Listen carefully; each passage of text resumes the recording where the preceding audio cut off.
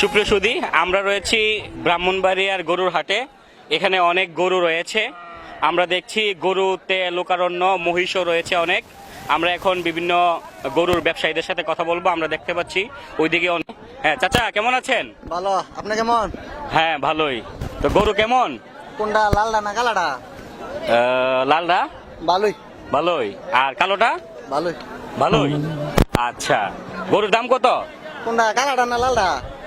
কালোটা 1 লাখ। 1 লাখ। আর লালটা? 1 লাখ। 1 লাখ। ওই আচ্ছা, গরুর খাওয়ান কি?